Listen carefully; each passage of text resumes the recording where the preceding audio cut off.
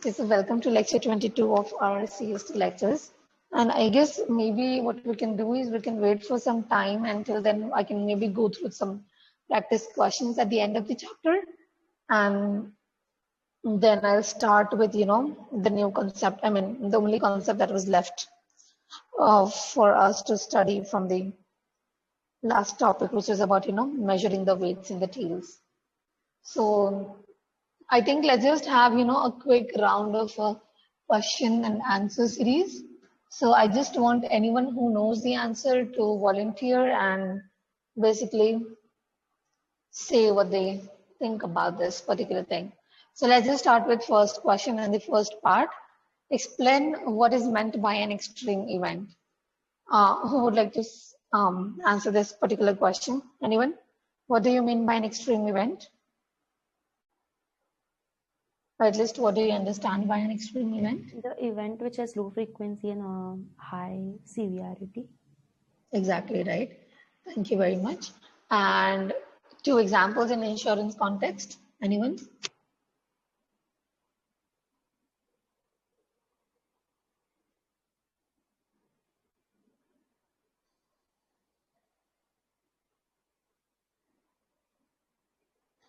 Come on, we can have at least one example from someone and another example from another one. High amount of claims due to some natural calamity.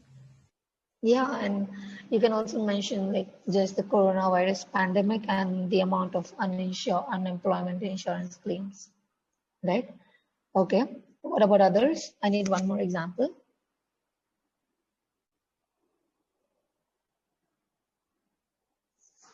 Come on, this shouldn't be really that tough, I would say.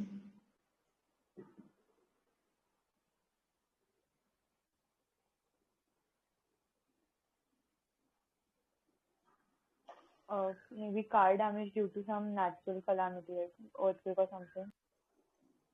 Yeah, I mean, yeah. What did you say? Car damage. Yeah, like car insurance. Okay. Yeah, okay, all right. So I think again, we want extreme events. So, I mean, if a car is just destroyed due to an accident or whether a car is destroyed due to an earthquake, the amount of loss is going to be almost similar, right? For that one specific car. So I would say, I mean, you can of course say that this is extreme. Do you want to say something? Add something? Yeah, just that like I was just meant by like the number of cars might be the number of cars might be large, right? Due to sometimes if the car. Yeah, exactly. So total number of cars. Okay. Add, hello. Yes, Manshita, we can hear you well. Yeah, just to add to what Saudi said, I just remembered that last year there was this, huge like hailstorm thing happening in Gujarat.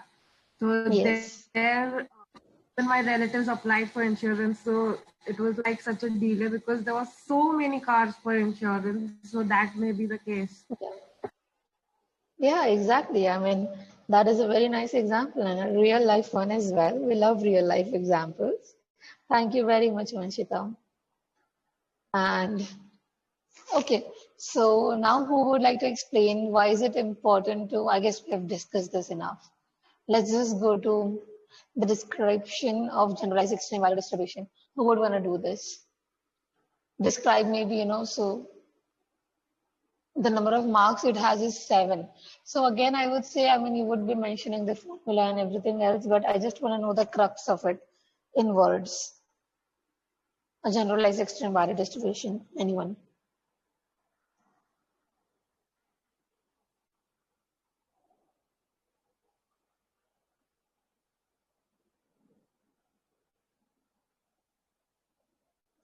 What is the key idea and what is the theorem? What does generalized extreme value distribution say? I mean, you guys can refer books. Okay, this is an open book. I mean, this is not even a test or something. I'm just trying to revise the whole chapter for ourselves. And again, reminding you guys, this is actually indeed one of the most important chapters from the subject because it comes up usually for like 10 marks and minimum 5 marks. So, and this is really easy, I would say, because leaving apart the complex numbers and e raised to minus e raised to something that you see, I think that the math is fairly straightforward with the kind of steps that you have to take to arrive at a particular answer. So it is not twisted, and it is not, somehow that you have to use a lot of thinking as to what should be done in this particular case and what should be done in this particular case. There's only one distribution, and there is only one method to do a particular thing. And if you're given that in the question, you know which one you have to use, either GEV or JPD. So, and the distribution, CDF and everything else you have. And I guess the data is also very limited. So you can actually do the work yourself as well. So who would like to, summarize generalized extreme value distribution for us? Anyone? That's fine if you just say a line or two, and then maybe someone else would add to it. Just go on. Just speak, I would say.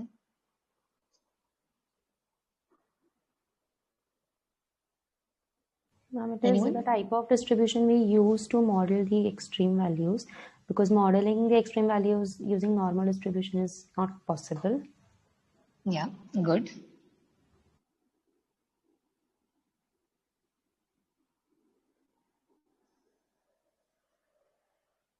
Anyone else would like to add to what Anvaya has just said? I think that was just, the basic first introduction line that you would write for this 7-marker answer.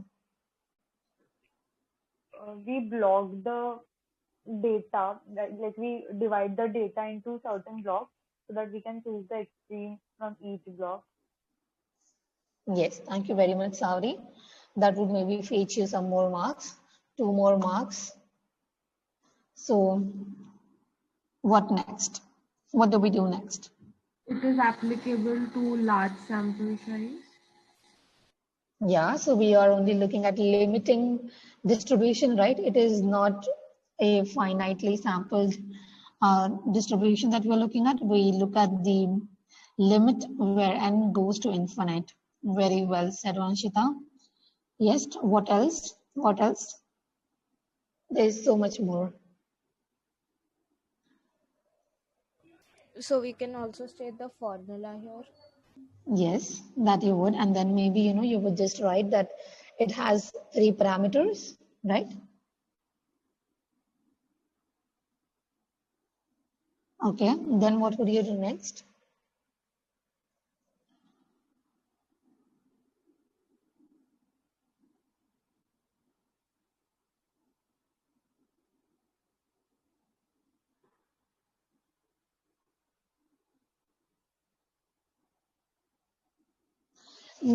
So actually there is a very critical thing that needs to be mentioned even before you write the formula. Can anyone see what did we miss? What kind of data are we looking at? What kind of data are we going to fit this particular distribution to? Are there some conditions that we have to satisfy prior to even fitting this distribution to the data set that we have at hand?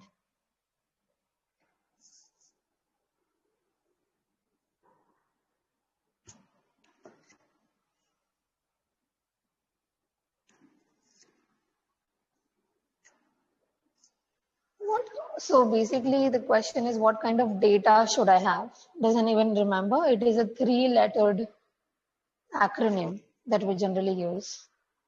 And this is one of the things that is independent and identically distributed. Exactly right. So you have to mention, and this is very important, that the kind of data set that we are looking at is assumed to be independent and identically distributed. So these 2 statistical properties need to be satisfied always. Okay, and then maybe you would mention about how different values of gamma lead to 3 different kinds of, extreme value distributions, which encompass the GEV. So I guess that's it. And then you also have to outline an alternative approach that can be used in place of the GEV to model extreme events. What would you say to that? What is the alternative approach? Just the name. Anyone? Generalized Pareto. generalized Pareto, right? So again, you would just mention about the parameters over there, and you might also mention that, whenever your gamma value is greater than 0, you get a Pareto distribution. And yeah, I guess you will have to write about the threshold, and again, you will have to write about what limit we have here. So again, remember the limit here is not on n, but on the threshold. So we are assuming that the threshold is as large, as high in number as it can be. So u tends to, in theory, infinite. Okay. And again, then you have to write a key advantage of the GPD over GEV distribution. So I guess we have discussed this already as well, right? So what is one advantage? That we have, much more data than what we would have in the first case. In the block maximum, we only get one maximum out of each block, right? And then again, there are certain things and the trade-off with the number of blocks that you can create. So you have to have a look at that as well.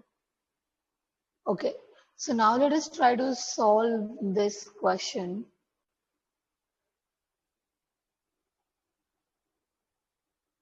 (16.3). Are you guys ready? Okay, maybe before I do that, let's just, finish off with the chapter. We'll just let other people watch the recording, I guess. So we were discussing hazard rate, right? Okay, and I remember, I guess, how much of my explanation were you guys able to hear in the previous lecture? So while I was explaining the graph of the hazard rate, did you guys understand why is it the way it is?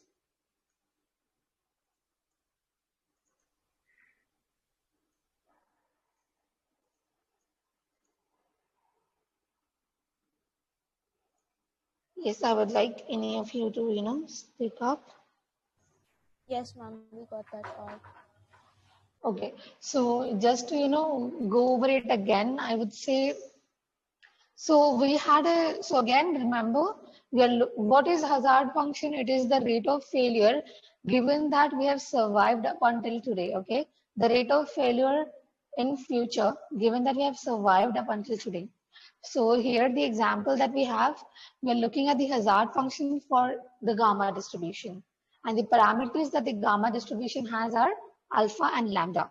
So we are looking at different values that alpha can take, and then we are checking whether the tail is heavier or lighter in each of these cases compared to the benchmark case of exponential where my alpha takes the value of 1.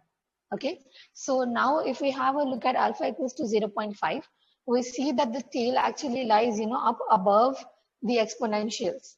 So yes, for each of the excess value, it's taking a higher value up here. So we know that this is a heavier tail distribution, and subsequently using the similar logic, because this lies below the exponential tail, we see that my alpha equals to 2 gives me a value, a tail which is lighter than the exponential distribution. But again, you can actually have a look here by substituting the formulas for f of x and here as well. So again, what they have done here is, instead of writing just alpha, they have substituted the value of alpha as 2 here, the value of alpha as 1 here, and the value of alpha as 0.5 here. So you do some addition, subtraction, not exactly, but yeah, you do some constants, will cancel out, and then you'll be left with these things at the end. So if you have a look, e raised to minus lambda x, e raised to minus lambda x, e raised to minus lambda x, this is common everywhere. So what this would dictate is, the nature of either the increase or the decrease in the function that you're looking at. So first thing first, let us have a look at this simple x that you have here with alpha equals to 2, and here you probably have x raised to 0, and here you have x raised to minus 0.5, right? So again, if you're looking at alpha equals to 1, if you vary the value of x, will x raised to 0 change in value?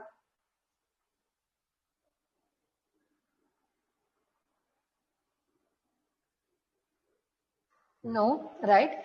Because what is anything raised to 0? It's always 1. So even if I change my x, my x raised to 0 is never going to change in value. So you see we have a simple line here for alpha equals to 1. It's constant. And now if we look at alpha equals to 2 and I only have x here, right? So if I increase the value of x, this pink circle term is also going to increase because it is just x. So if I change my x from 2 to 3, this is going to increase in value, right? So what we see here, for alpha equal to 2, we get a graph which is increasing in value as in when I increase the value of x, right? And here, for the remaining case, which is alpha equals to 0.5, which is the cases where alpha takes a value less than 1, we know that if I have x raised to power any number which is less than 1, as in when I increase the value of x, this number is going to decrease in its value, right? And that is what we observe here as well, with the red line decreasing as in when you increase the value of x. So now you ask, what is the role of e raised to minus lambda x here? Because even that changes everything, right? And again, you also have these integrals here. So this is just, I would say, a fairly easy comparison, but this is not the most accurate comparison. So this is just to give you guys some idea, and this is not how you would be, ideally looking at things. But again, I mean, this is just something to make life simple for now, and for you guys to make some connection between these equations and these graphs here. So ideally, in the ideal case scenario, you will have a computer, so you will just be plotting this, this, and this.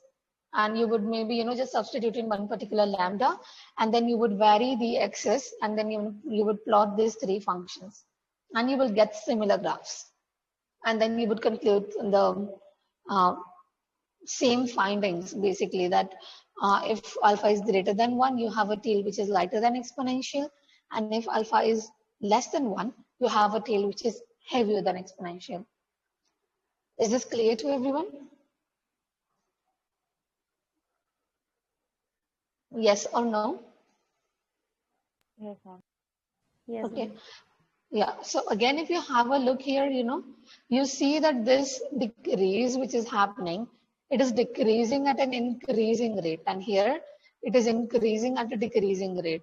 So this is just something that you can, also write about if you get some question like that. But again, so yeah, for this course, at least all you need to know is if it is an increasing function or if it is a decreasing function. So again, you have to remember that if it is a decreasing function, and remember I'm talking about hazard rate. So if it is a decreasing function, we know that we have a heavier tail, and if it is an increasing function, we have a lighter tail. So what happened with the Pareto was previously, so do you guys remember we solved a particular sum where we looked at Pareto distributions as hazard rate. So we had x in the denominator. So now what do I know? That if I increase my value of x, my hazard rate is going to decrease in value. So what do you guys think? Will the Pareto scale be heavier or lighter than the exponential distribution?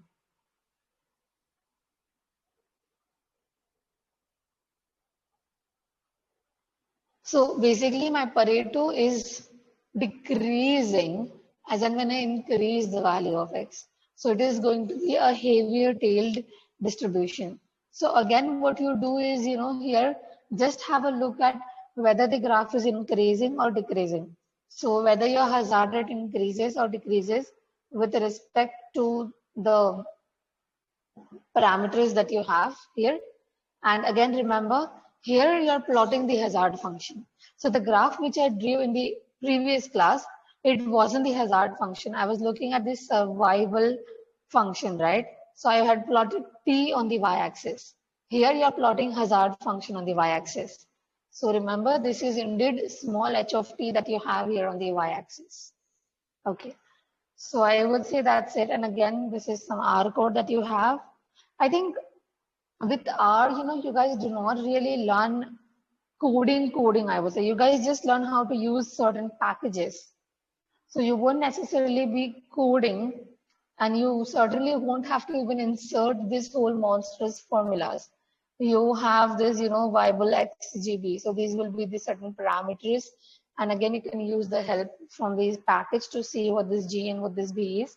If these are really not consistent with the formula table booklets that you have. So I would say that's just about it. And yeah, you can actually do this exercise. So has any of you worked with R before?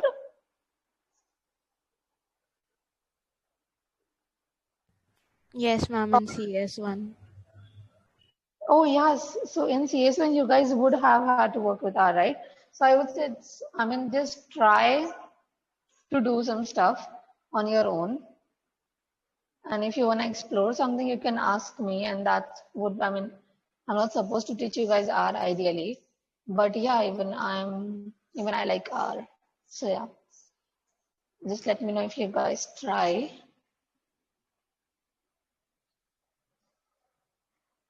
Okay, so that was it about, the third measure of tail weight.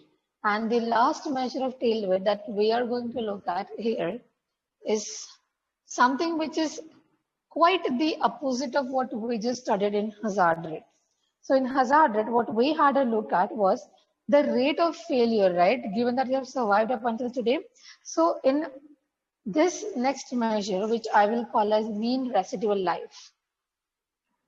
So this is the fourth measure.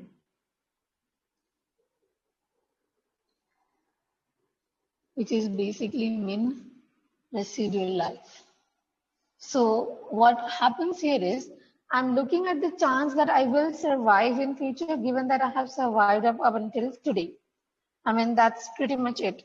So again, to write this in terms of probability, like in the previous case, maybe what I can write is a probability that I have survived up until X, and this is given to me. Okay, so probability that I have survived up until X is given to me, and what I want to figure out is the probability that I will survive for the next T period as well. So when I'm talking about the next T period, it will also involve, the X that has already happened previously. So let's say this is my X and this is my X1. So this much of time has already, this is the past, okay? So this is the past, and this difference is basically T. So I'm trying to look at what is the chance of me surviving this much of time if I have survived this much of time already. Okay, so this is what I'm looking at. And again, I think to be consistent with the notations, this is actually denoted as TPX. So this is your starting point and this is the difference in the time interval. So this is how much time you expect to be alive in the next future. Not exactly, but at least T period. So again, remember this is not equal to, right? You want X greater than T plus X. So you're saying basically that for at least this much of a time, you are going to be alive. Basically, you won't die between X and X1. Okay, so this is how you denote this probability. So now if I were to just, write this probability in terms of, again, the basically our favorite Bayesian rule I'm going to apply now. So what I have here is probability that X will be greater than T plus X, comma, X is greater than X upon the probability that my X takes a value higher than X, right? And the intersection between these two is only going to be this, right? So again, we are always assuming that we are looking into future, okay? So we are looking into future.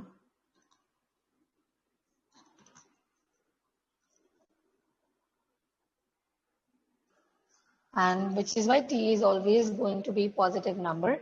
And that is the reason why X, if it is greater than T plus X, you for sure know that it has also been greater than X. Okay, so that is what you have here now. And now what you can do is, again, use the same formula.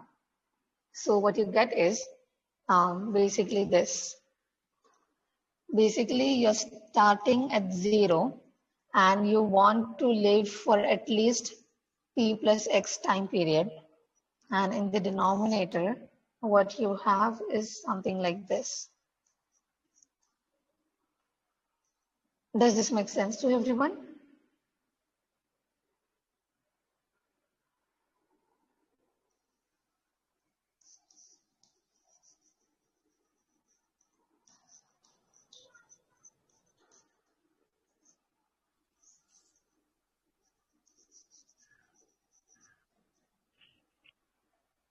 So now what I'm going to do is I'll define a survival function. So if I have P0, if I have anything starting from 0, so basically, let me just define it here. If I have x here and I have P here and I have 0 here, this is going to be S of x.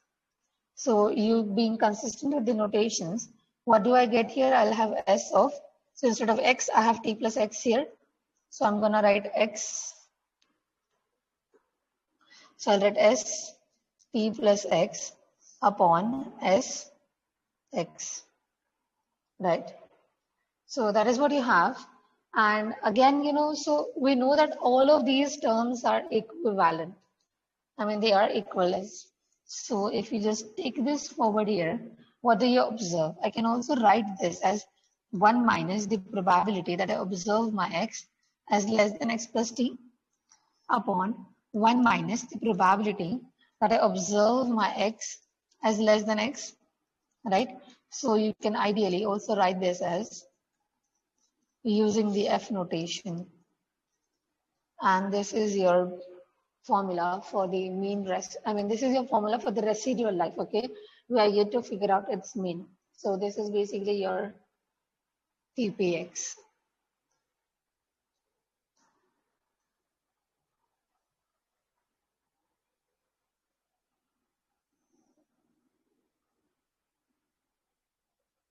Okay.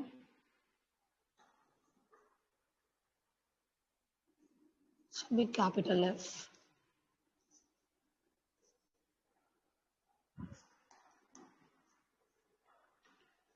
Does this make sense to everyone?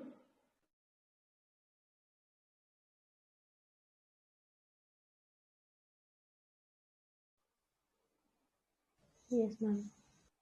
Okay, thank you.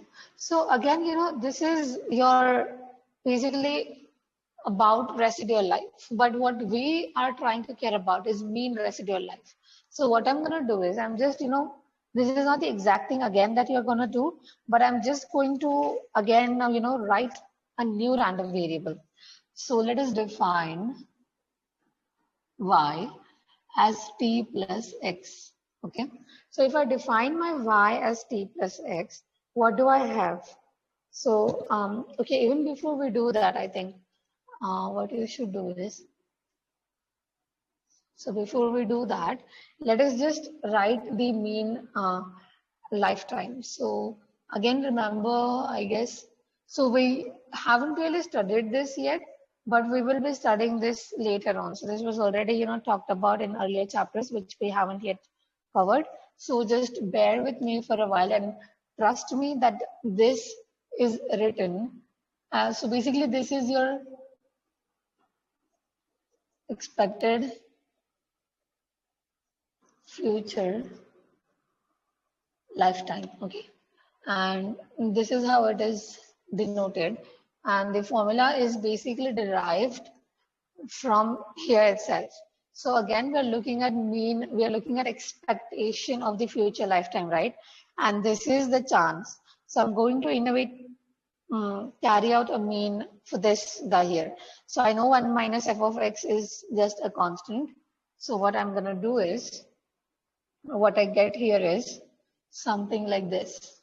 So I take from 0 to infinity 1 minus f of t plus x, and you will have dt here because you really don't know the value of t, right, as of yet. So you have to, so again, why do we have dt? Does anyone have any idea of why are we looking at dt here in the numerator? if we have to take expectation, I mean, why should we take t, right? Because our random variable is x. So I should ideally have dx up there, right? Why do I have dt upstairs? Because we're looking at the lifetime. Like, I still don't get, because we are looking at the lifetime. So can you explain that a bit more? like we're looking at the time period. So Okay. so So like Ma'am, can we say that over here T is a very small time frame and we are integrating it over all the small T time frames?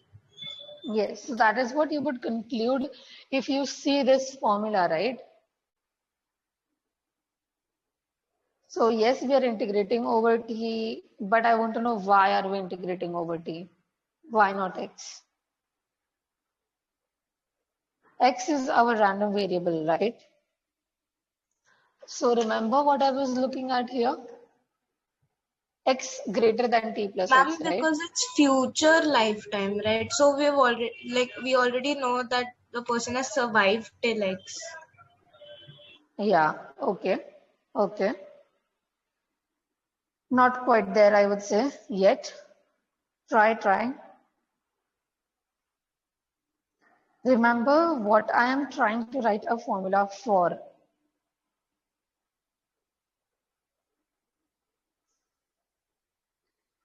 And how does that fit? So, okay, tell me one thing.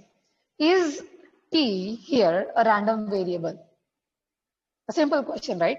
Is t here a random variable?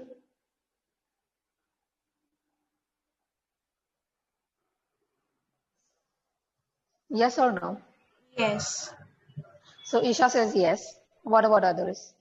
yes, ma'am. Savri says yes. What about the rest of you guys?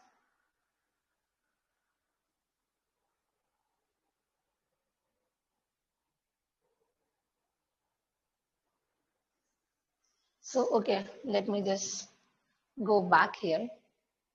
I'm asking if my t is random variable here.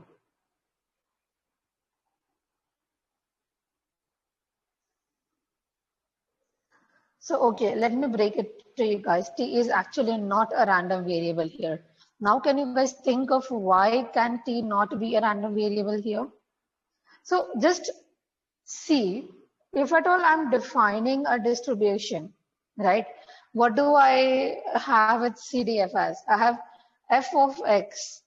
I have p of x, right? And here, we'll always remember this capital X represents a random variable, okay? And whatever comes next to this inequality here is the value taken by this particular random variable.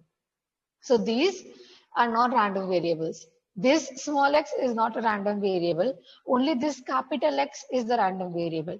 And that is the only random variable that we have here. This t is just a variable that we do not know a value of, but it is not a random variable. It is just acting as, a placeholder value. So I could maybe, write y here and y here. It wouldn't make any difference. And then I could say that this p plus y is the value that my random variable x takes. So in a way, this would just be small x. But as of now, instead of writing just a small x, I'm writing t plus x.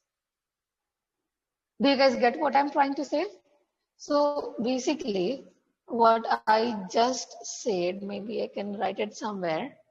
So what I'm saying is, instead of this whole function, what you can also write is this. And it wouldn't make any difference at all. And then what you can say is that this is my small x. So you get what you usually try to figure out. You are usually used to seeing this notation small x up there and then here as well. So remember, this is again the kind of, the similar thing is going on here as well. And just try to remember that this is the random variable and this is the value that this random variable takes. So again, my random variable here is x, and t plus x is the value that this capital X takes. Okay. So again, what I am looking at is mean residual life, right? So I'm looking at expected future lifetime. So again, it is in a way correct. So it is in a way not. It is 100% correct that you are looking at t because you are looking at future lifetime. And over here, my future lifetime is measured with x plus t. So I've measured my lifetime up until today as x. And now the rest of the time I'm going to measure as t in t terms, right? So that is why you have t. But again, why do we have varying values of t? Why do we have to take dt into consideration? Because we're looking at expected future lifetime. So the reason you look at dt is because you have expected here. And what is expected of you?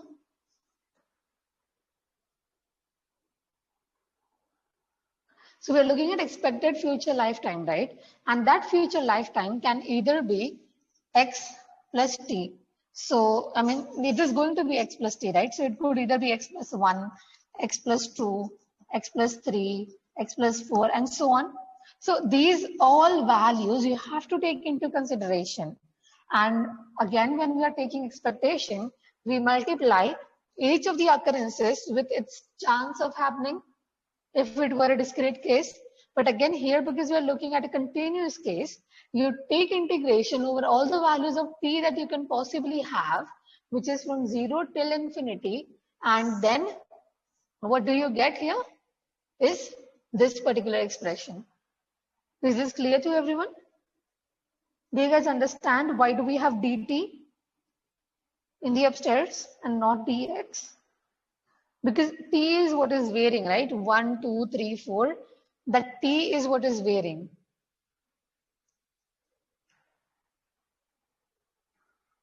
And I've already fixated my x because that is today. So I know what my x is. Small x. Okay, small x. So I know what this small x is, but I don't know what t plus x is, which is the value of the random variable.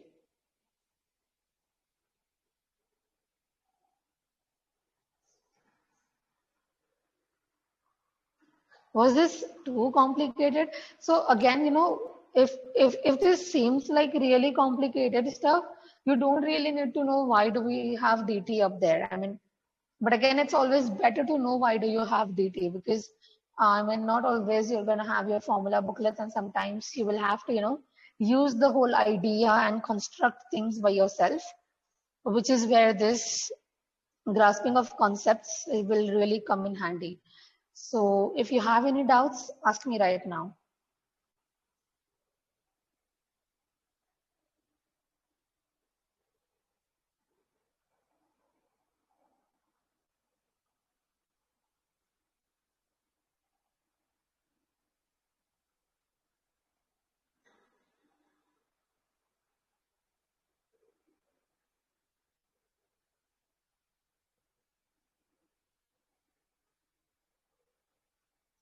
So let me ask another question. Is what I just explained clear to each one of you?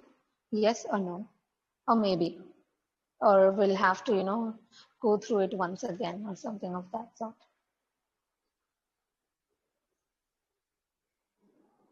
Did it make sense to you guys?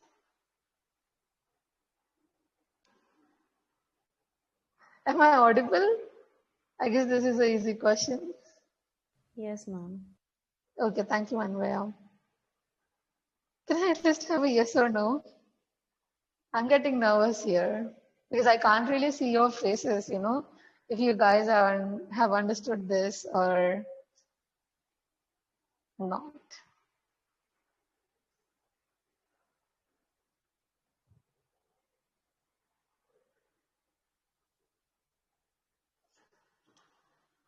Come on, I guess I at least deserve a yes or a no, you guys. Ma'am, so basically we are just differentiating with like dt because we know the value, like we know x and the t will be changing. Like this is the basis.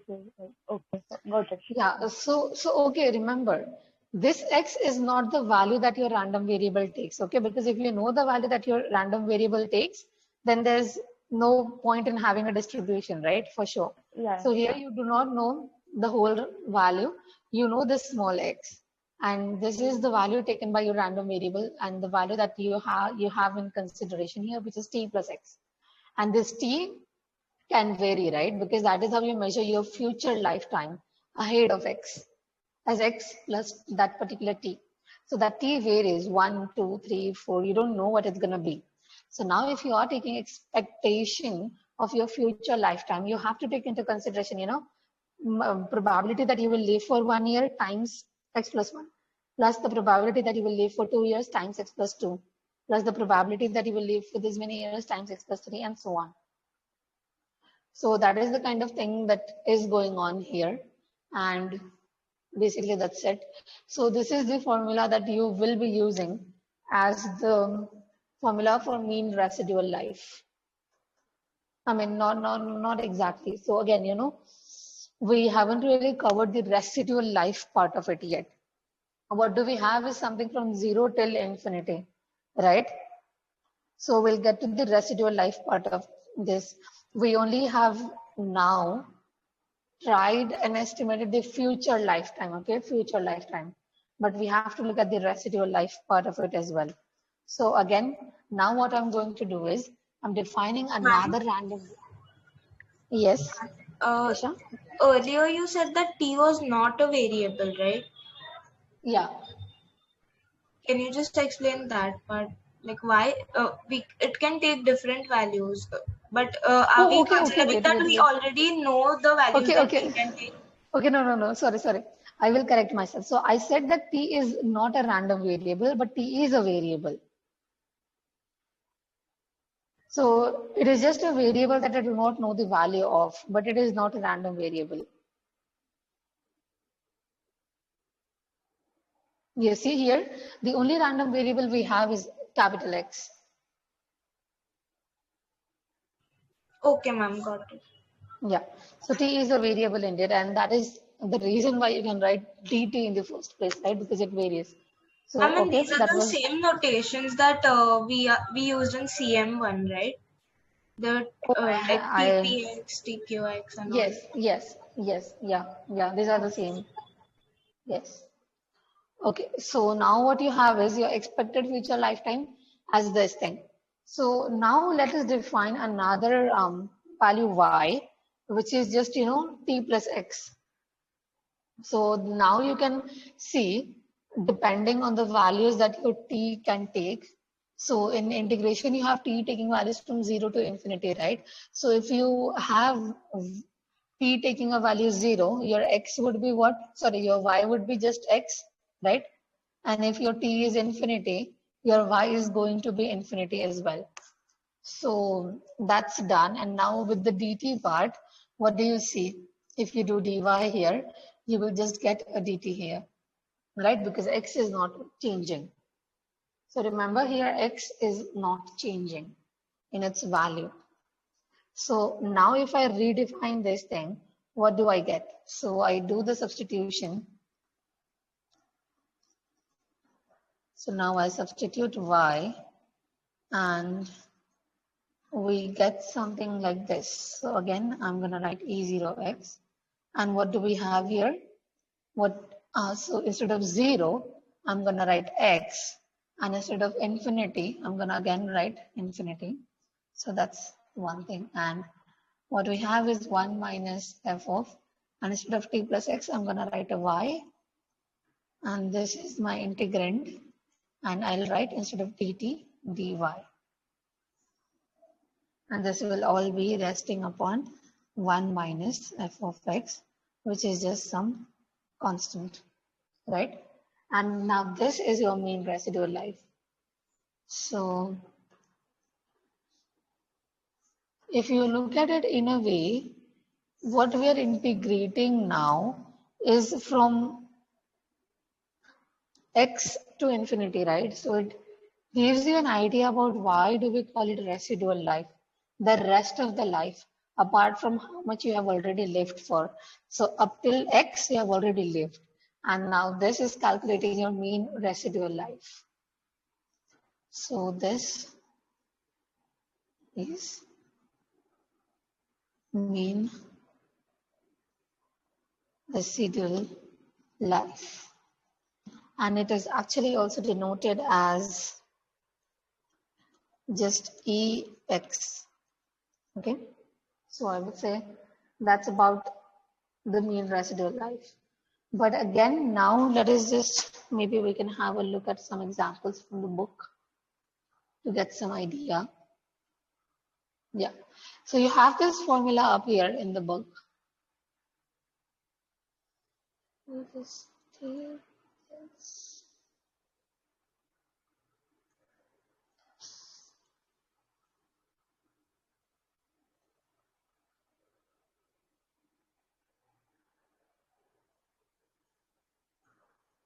Yeah.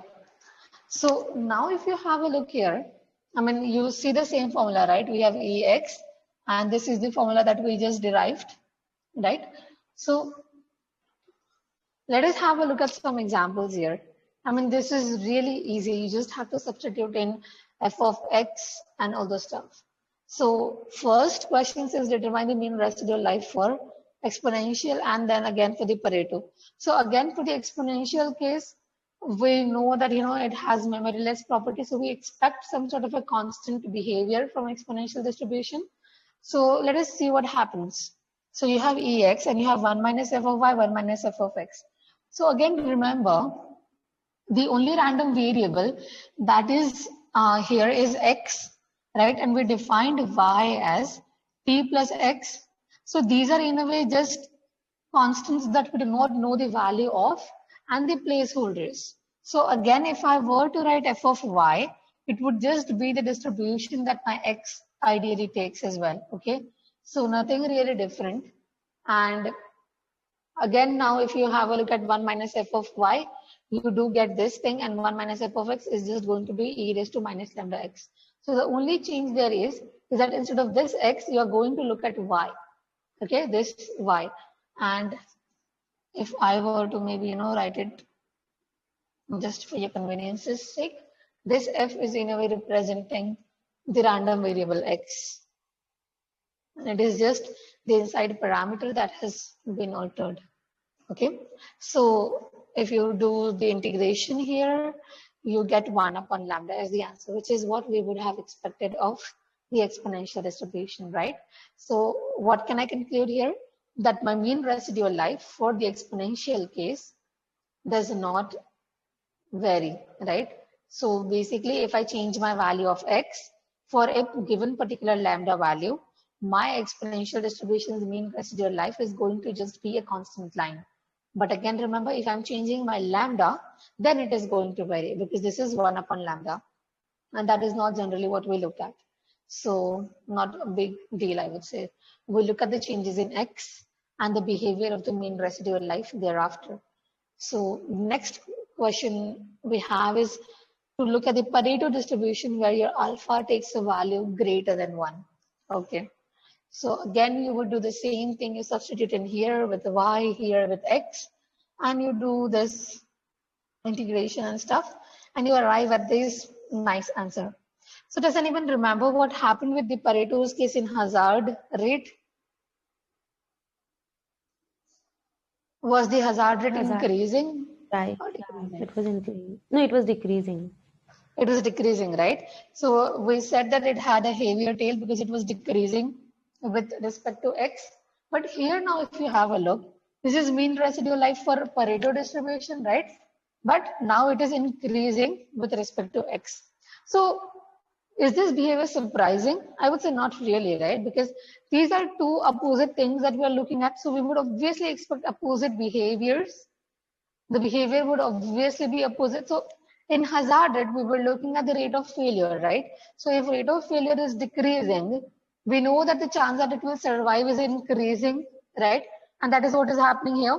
So the mean residual life for Pareto distribution is increasing with the x increasing in value. And again, remember, we can say that because we have the limits on the value of alpha. So alpha can only be greater than 1, right? Which will render the denominator as a positive number.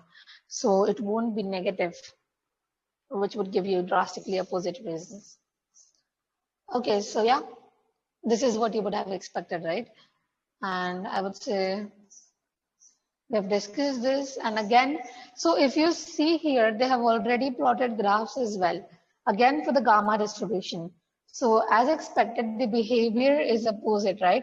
Previously, you had alpha equals to 0.5 here and alpha equals to 2 was in here, right?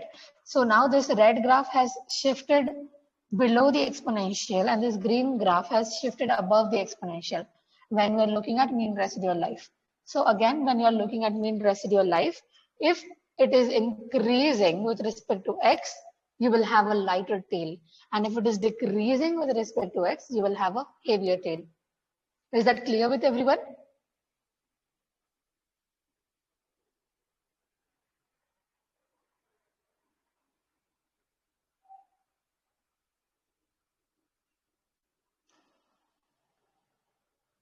Yes, ma'am. Okay, no, wait. What did I just say? So with Pareto, I mean, it should be consistent, right? With the hazard rate as well and with this as well. So forget what I just said, okay? We are going to have a look at it again. So we're looking at Pareto distribution, and again, we should conclude the same thing, right? It shouldn't be the case that Pareto is a heavy tail distribution in one case and it isn't in the other case. So we're looking at Pareto distribution and we know that it is increasing function of x. So my mean residual life is actually, an increasing function of x. So now if you have a look at here, mean residual life, it is an increasing function of x here. So, okay, this is for gamma. But again, this should correspond to a heavier tail, I would say. So let us go through this paragraph. First of all, oh yeah, and again, okay. So whenever we're talking about opposites, what's happening here? Something more has also changed, right? There's one more thing which is altered in here. Can anyone see what that is?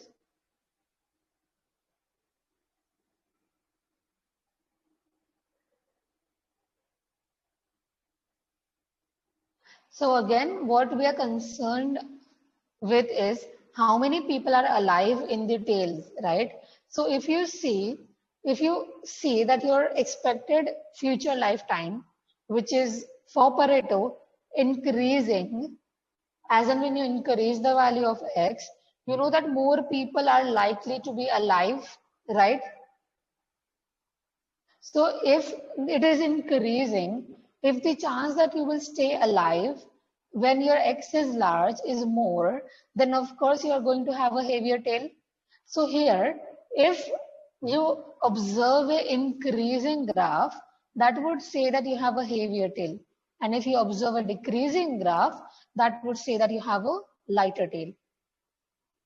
Does that make sense? So remember, the thing that we have to look at is tails, and the variable that we are looking at is the number of people who are likely to be alive in that particular tail.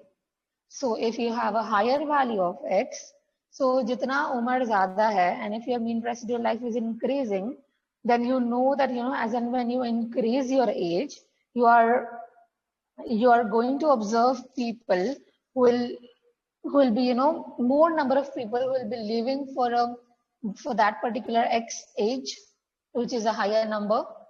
So what you see here is if your mean residual life is increasing with X, so that is the case with Pareto.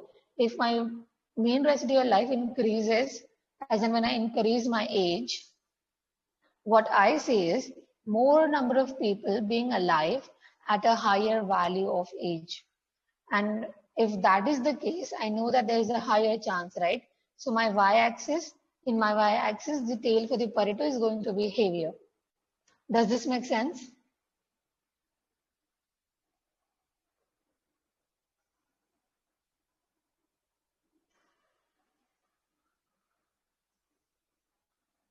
So again, maybe I guess we should have a look at the hazard rate. So if you look at the hazard rates discussion, what we saw was if the force of mortality decreases as the person's age increases, right? So if my mu decreases in value, then you get a heavier tail, right? And over here, what we are looking at in mean residual life is, yeah, basically if it is a decreasing function, you get a lighter tail. So it is kind of something like this. And I guess, I mean, even forget about this paragraph. You just use your logic and you see which, I mean, how many number of people do you expect to be alive for a particular age? So if it is more, it is heavier tailed. If it is lesser, it is lighter tail distribution, okay? And maybe I guess I can write something. So what we care about.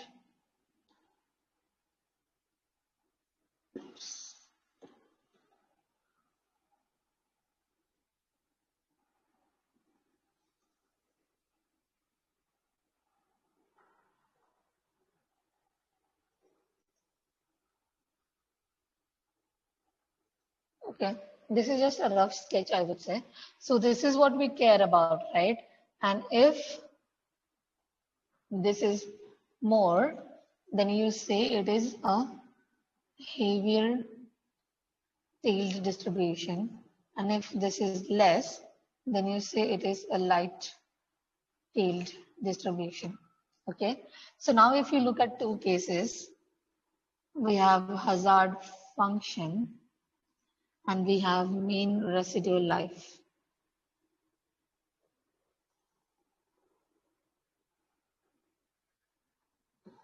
Okay, so these are two different things that we just had a look at. Okay, and we can either have this as a heavier tail or we can have a lighter tail. So let us have a look at in what cases with hazard function you have a heavier tail. So with heavier tail, what do I mean? So look at the kind of logic I'm applying to get to these answers for this box, okay? So if I want a heavier tail, I want more people to be, alive at the higher age values. So basically, if I want more people to be alive for a higher X, I want my hazard function to be decreasing in value, right? So it has to be decreasing in value. And if I want, so basically this is using similar logic going to be increasing. And now if I'm looking at mean residual life and I want a heavier tail, what do I want? I want more people to be alive for a higher value of X, right? So I want my people to live for longer. So basically my mean residual life should be increasing. And here again, you get decreasing. Does this clear things up a bit? So forget about those paragraphs. I think it might, induce some confusion. I think just go with what we have here in the paragraph, in the table, and the logic that I just used to write these answers. Is this clear to everyone?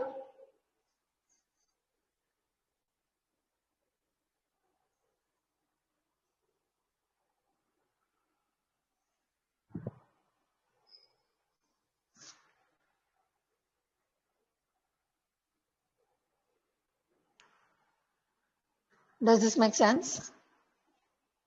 Yes, ma'am. Good. So again, you can have a look at the graph, and I mean, it's opposite and everything. So it might give you guys some confusion. So just, try to just, look at this table and try to apply the logic that you will always, be comfortable with, I would say. So that's it. And that is the end of our chapter, basically.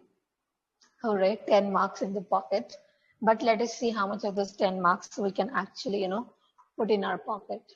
So let us try to solve the exam style question that we ended up starting this from.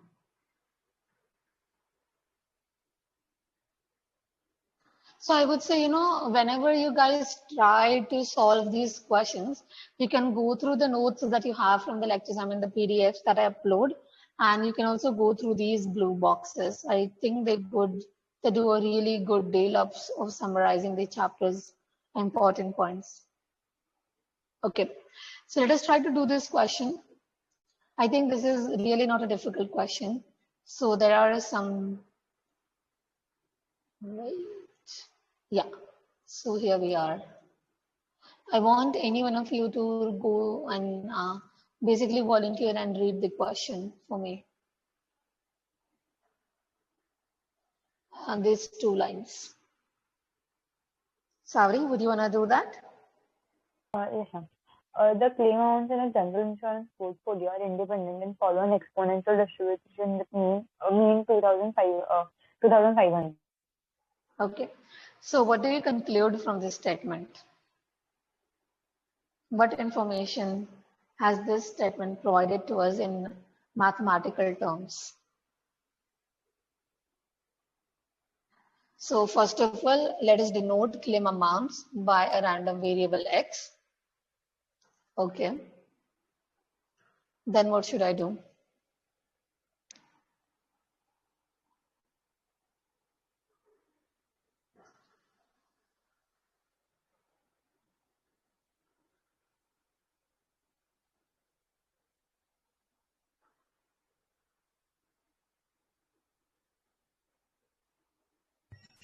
We are given the mean, that is 1 by lambda as 2500, right? Yeah. So that is correct. So we know what is the formula for the mean of the exponential distribution? It is 1 upon lambda, right? So if you are given a mean of 2500, it is going to be 1 upon lambda. So what do we conclude? We conclude that my lambda is just 1 upon 2500, right? So now that is what my x follows exponential with. So my x is exponential with the lambda, where my lambda is just 1 upon 2500, right? Okay. So that's it. And again, remember, it is saying that my claim amount, so these x's are independent and they have identical distribution. They are not identical, they have identical distribution. Okay, so let me just erase this part. So now let us move to the first part. And what it asks is simple. Calculate the probability that an individual claim will exceed the value of 10,000. So what will you do here? Anyone? It will be directly probability of yes, greater than 10,000. So it will be 1 minus f of 10,000. Yeah, exactly right. 1 minus f of 10,000. And this f of 10,000 is very easy. I mean, you just have to substitute in the exponential distributions function, and you're going to get something like minus 10,000, and here you will have lambda. So then you substitute in the value of lambda, which is 1 upon 2,500. So you have 10,000 upon 2,500, which will give you 4.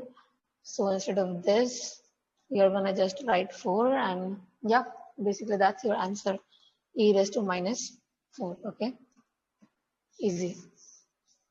So let us see how many marks we got.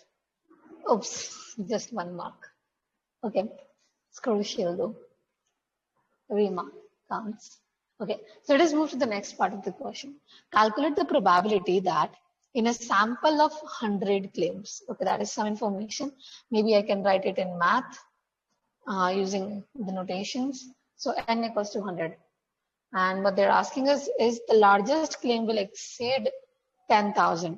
So I have to figure out the probability that in a sample of 100 claims, the largest of these 100 claims will exceed the value of 10,000. Okay. And again, they are saying that there are 2 approaches that you can use. First, using an exact method, and second, using an approximation based on, again, Gumbel type GEV. Could you have used any another approximation, let's say Frechet or Weibull? No, right? Because we know for every parent distribution which is exponential, Gumbel type GEV is the child distribution that you will have to have a look at. Okay, so now let us see what happens in the exact method. What do you guys think I should be doing here?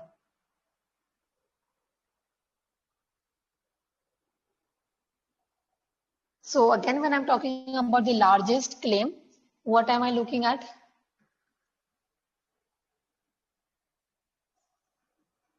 So it of course has to be, maximum amongst all the claims that I'm observing, which can only go up until 100 because I have a defined limit of n as 100. So again, remember, why do we say that this is an approximation? Because we know that these Gumbel type GEB distribution and all the rest of these GEB distributions are limiting distributions, which work well with the cases of n tending to infinity in theory. So now here we're approximating based on the assumption that this 100 is large enough for it to still hold true. So again, the largest claim would be this, right? And now what we have to look at is that this guy will exceed 10,000. So basically, I have to look at the probability that this maximum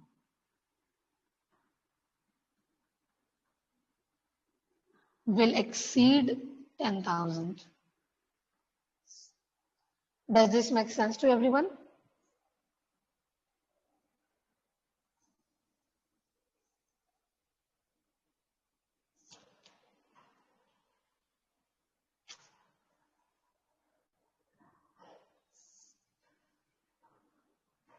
Are you guys with me? Yes, ma'am. Yes, ma'am. Okay. Yeah. So now what do you guys think I should be doing next?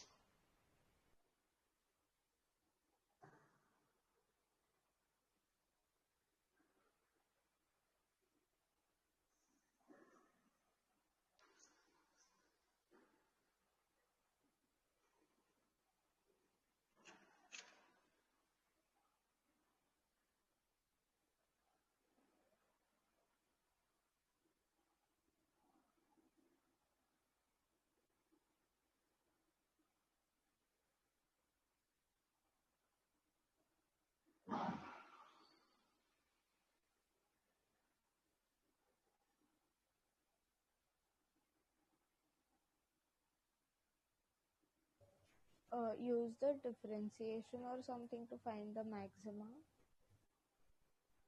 Use the differentiation, and how do you think I can use the differentiation to find the maximum?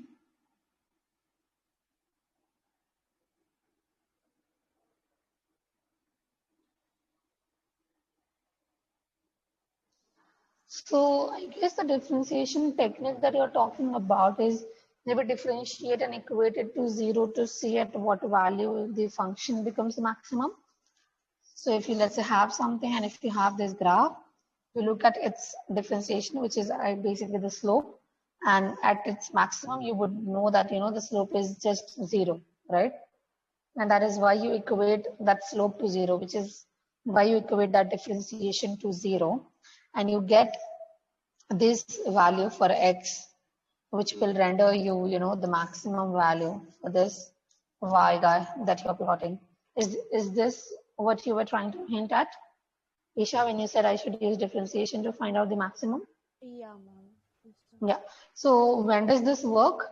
When I have a graph or a function, right? Y in terms of x, something like this. I mean, for x squared, it's not gonna be, it's gonna be like that, but yeah.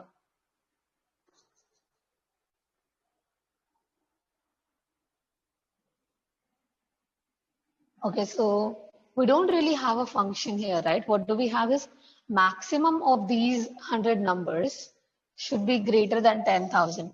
So remember, whenever we are dealing with maximum of some numbers, what is, yeah, someone wanted to speak up? Will Yes, we Isha? consider the mode?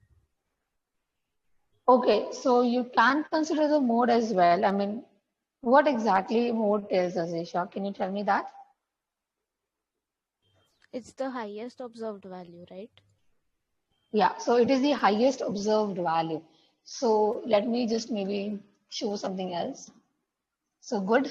So let us say I have 1, 1, 2, and 3. If this is my observation, what is the mode here? 1, because it has occurred 2 times, and this has only occurred once, and this has only occurred once. So my mode is 1 here, right? So what does my mode measure? The particular value which occurs maximum number of times, right? So let us say here, Frequency and not the number. yeah, exactly, right? So it is basically dealing with the frequency. What else can you use?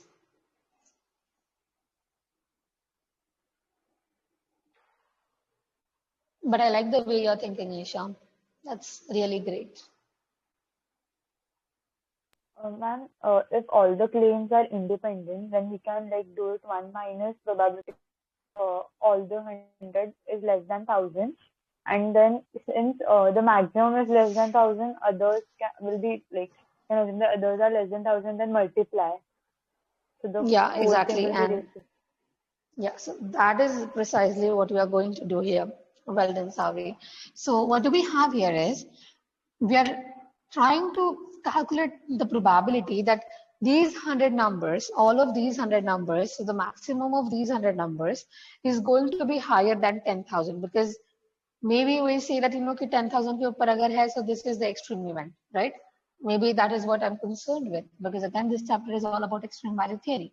So what I will be doing is, I can rewrite this as 1 minus, so I can just rewrite this as 1 minus the probability that my maximum of these numbers will be no longer greater than 10,000. Okay. So remember, I mean, this seems like a big random variable or something, but what you can do is just replace this with y or something. So if we just have y, we know that the probability of y being greater than 10,000 is also equal to 1 minus the probability of y being less than 10,000, right? So once we have done that, what do we know? Now we want that the maximum of these numbers takes a value less than 10,000, right? So अगर बड़े से बड़ा number 10,000 से कम value लेने वाला है, so we know that all of these numbers are also less than 10,000 for sure, right? So what we're going to have is 1 minus probability of x1 less than 10,000, x2 less than 10,000, and so on till x100 being less than 10,000, right? Does this make sense?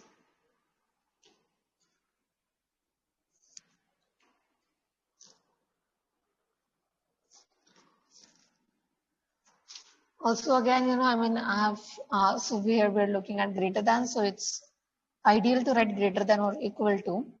But again, if you're looking at, continuous distributions, those that equal to wouldn't really matter much. And again, here we have x as exponential, so it's all right. So now what do we do? Does everyone understand what I have done from this step to here?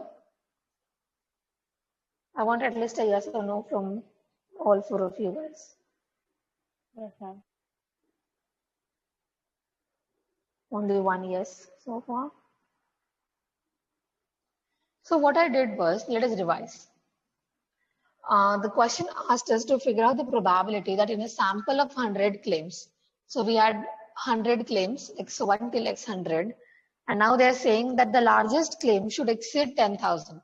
So the largest claim is denoted by maximum out of these, the largest claim. And now it is trying to ask us the probability that that will exceed 10,000. So the probability that the largest claim will exceed 10,000. Okay. And what I have done is here just replace this with y, and the probability of y being greater than 10,000 is equivalent to the probability of 1 minus the probability of y being less than 10,000. So that is what I have done here. And now what I've done is, if I know that the maximum out of these numbers is going to be less than 10,000, then I know for sure that all of these numbers have to be less than 10,000. Because let's say if I give you guys some example, okay, I have 1, 1, 2, 3. Okay, what is the maximum out of these? 3, right? So 3 is my maximum, and I know that all of these numbers have to be less than 3 for it to even be the maximum, right? So again, if I'm saying that my maximum is greater than 10,000, so if I'm saying that my 3 is, let's say, greater than 2.5, then I know for sure that all of these values are also going to be less than or equal to 2.5, which is how they are 1, 1, and 2, right? So now what I will do next is use the fact that these are independent. Okay, so because these are independent, I can just rewrite this as 1 minus the probability that x1 will take a value less than 10,000. All of these will be in a bracket. So basically, these do not really depend on each other, right? So I can separate these as here. Does this make sense?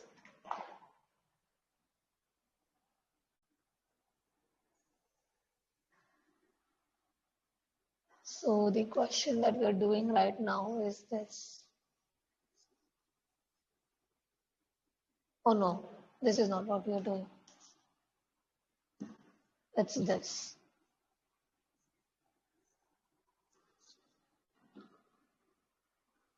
Does this make sense to everyone? So now I have used the fact that these guys are independent to separate these out.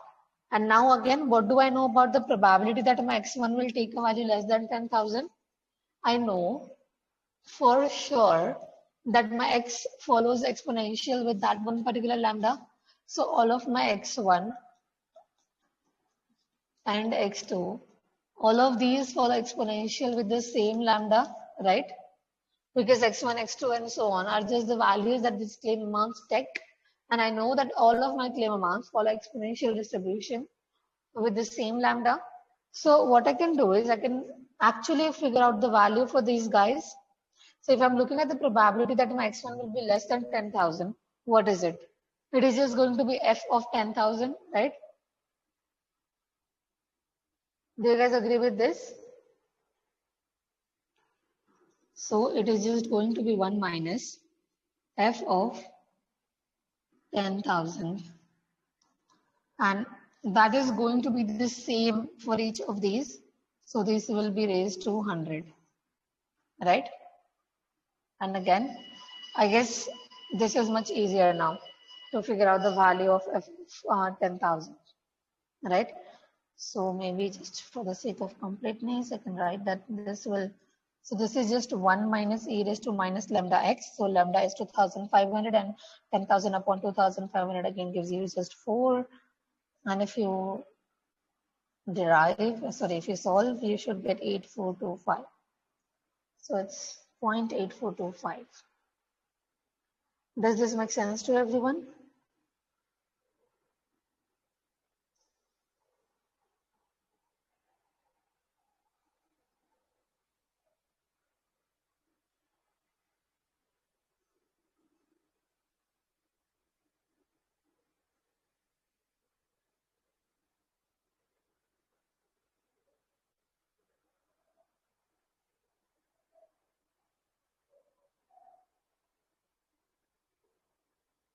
Yes or no?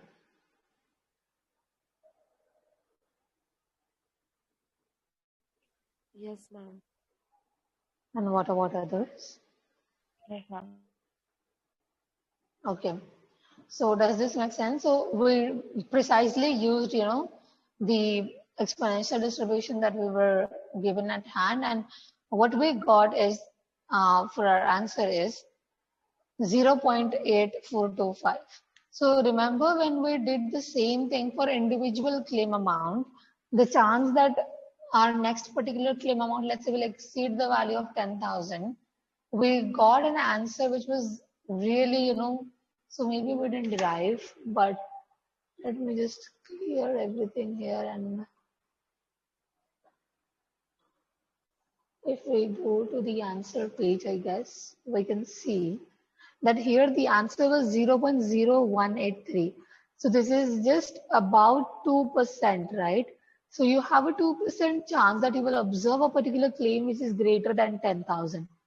And here now you get the answer as 0.8425. So what we have just seen is a huge difference, right? When we, when we changed the question that we were trying to ask. So now we asked, what is the chance that the largest claim will exceed the value of 10,000, not any particular claim, right? And again, here we had a sample of 100 claims given to us. So, okay, I guess that's it. So now let us have a look at this B part of this question. And what it asks us is you to use an approximation based on the Gumbel type GEV distribution. And they have given this as a reference for us. And for exponential case, for we have alpha n taking the value 1 upon lambda log n, and beta n as 1 upon lambda. So I would say, let us try to do this. So what do you guys think I should be doing first? Yeah. So again, I have to figure out the same thing, right? I have to again figure out the probability that the maximum of those 100 numbers is going to be greater than 10,000, right? So I will again just, write it as 1 minus the same thing and blah and blah. Okay, and then what should I do? And when there will be, when I'll have to substitute in for the f of x, so here it's h of x, what would I be substituting? Anyone?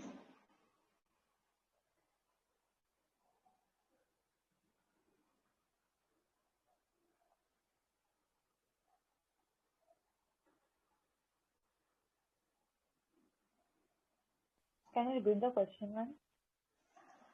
Okay, forget about the question that I have asked. Look at the question. Okay, we are trying to figure out this B part now, okay?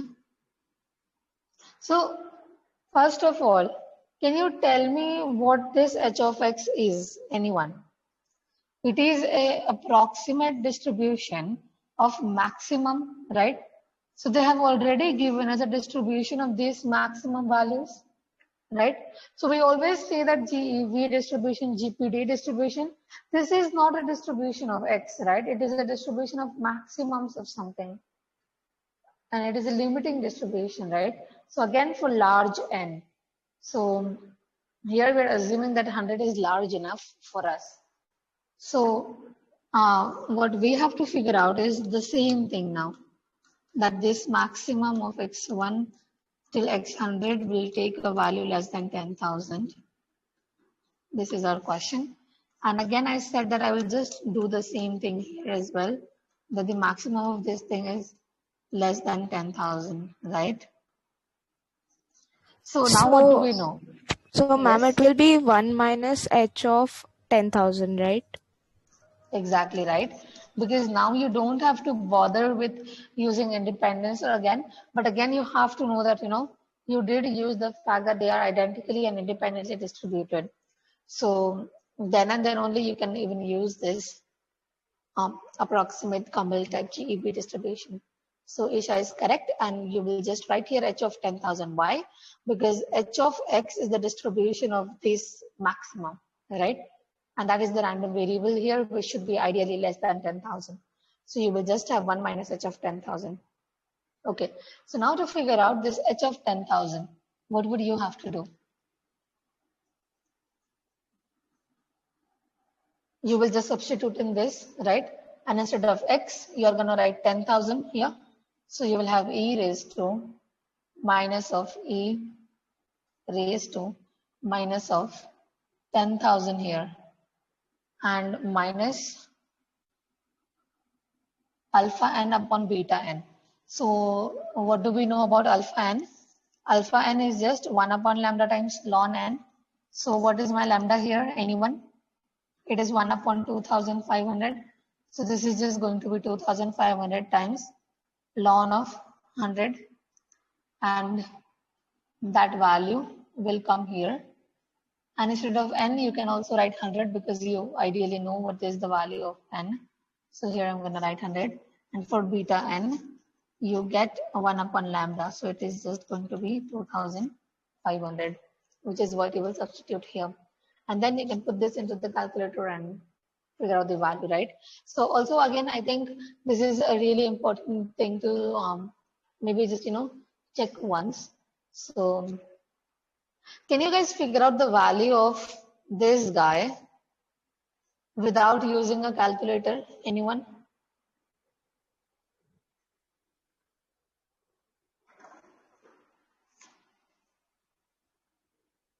Without using a calculator. Can you use the properties?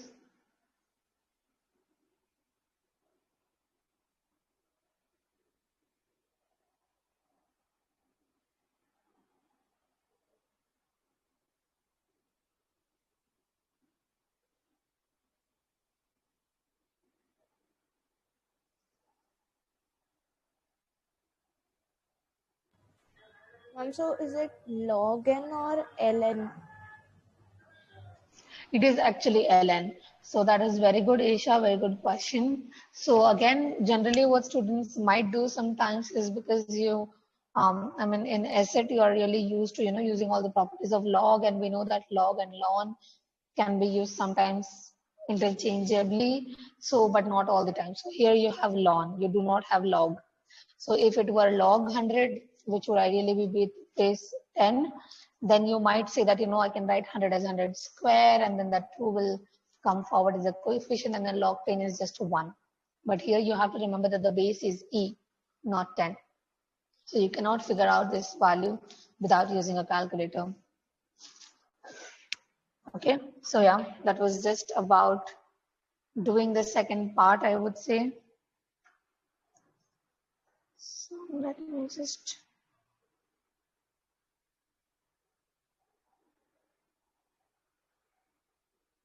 Yeah.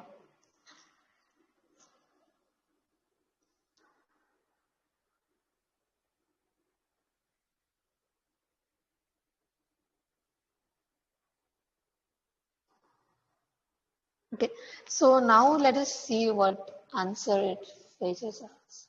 I mean, that is all you have, okay? So, and next up, you again have to just mention about the 2 key assumptions made in this second A. Can you guys figure out what assumptions did we use here?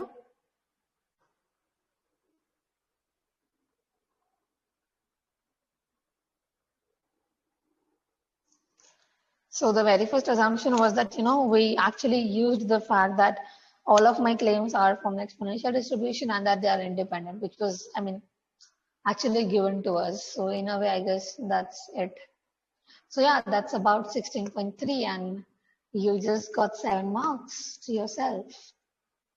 Any doubts with what we have just done?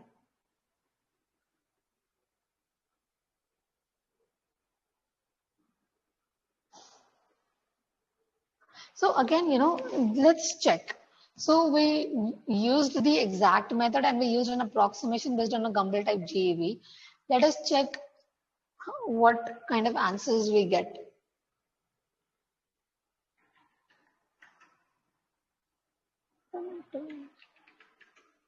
Yeah. So here for the exact method, you get 0.8425, and with the approximate method, you get 0.8398.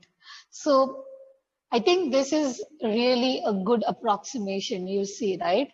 And this has just made your life a lot easier, because I mean, not every time you would know this. So most of the times you would just know that it is a Gumbel type GEV. So you won't necessarily have to, go through all the struggle, but yeah, I guess it is a very good approximation.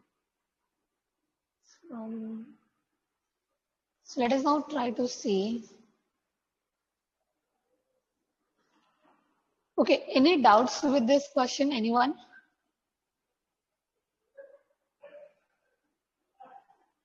Any doubts with 16.3?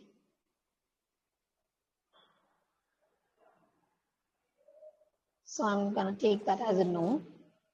Okay, thank you.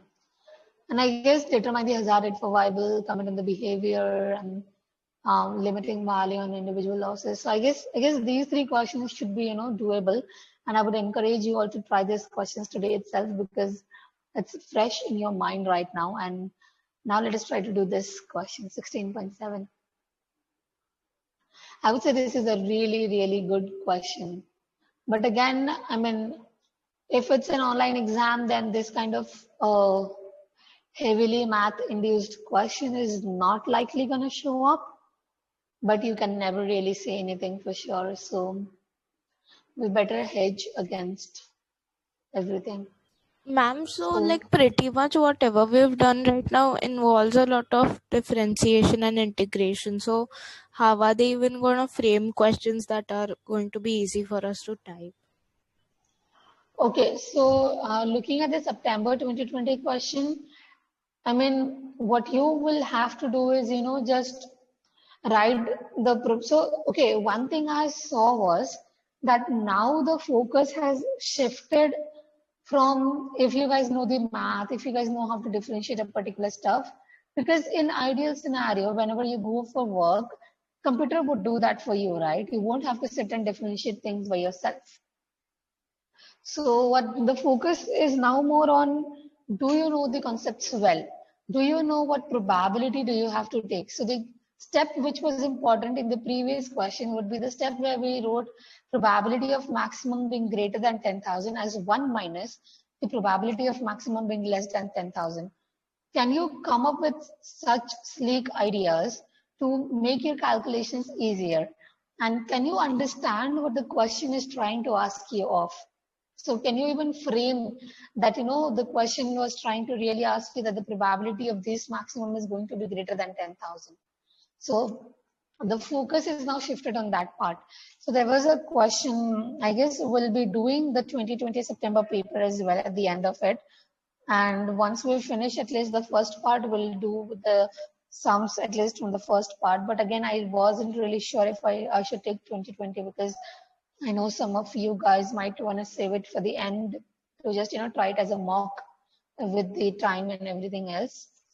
So we'll have a discussion, and if some of you would like to discuss that, we can do that at the end as well. Not a big deal. So I think you won't really have to write so much of differentiation integration, but you might have to, just write that this is the integration that you have to do. And then you can just write in the answer that you have gotten by, let's say, substitution or something else. So you will have to use the equation editor function.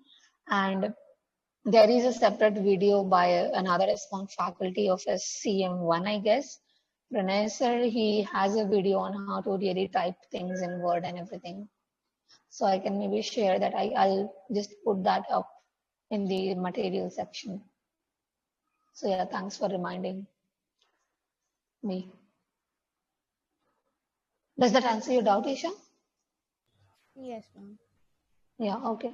So, I mean, yeah, again, I would say, I mean, that is why I'm really, trying to focus more on the conceptual part than if you guys can solve the math. Because I guess solving math is just, I mean, it just takes practice. But with concept and the conceptual understanding, you have to, sit with it for hours and hours. And that might sometimes not even give you the answer, and sometimes you just sit and you just have a look and you get the concept within like a minute or so. So it really is a matter of how much time and how much focus you have at that point in time to understand the particular concept.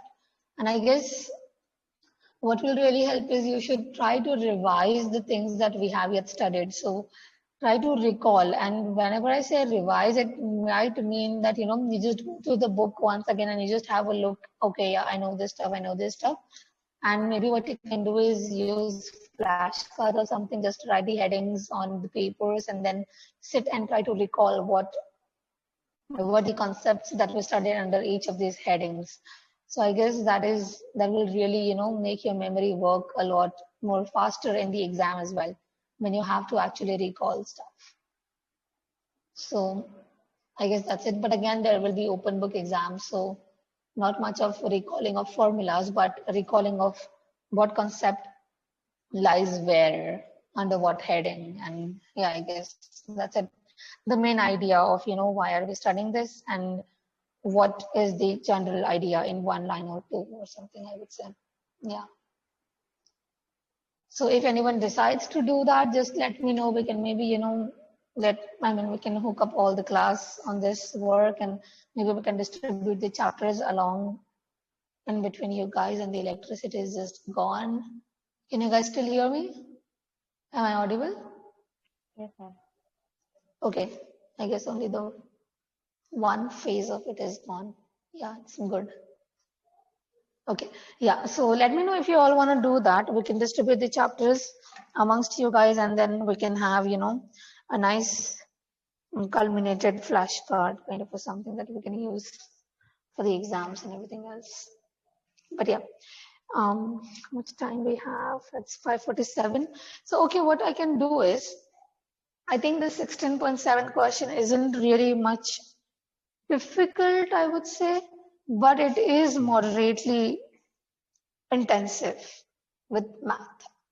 So let us try to see what the question is trying to ask us of. So the first question says, okay, forget about the first question. Let us try to do this second question first. This is easier, right? So what do we have? Forget about this. We have to figure out the mean residual life for the Weibull type distribution with these parameters, 3.5. So what are the parameters in Weibull distribution? Does anyone recall? So have a look at your table booklets.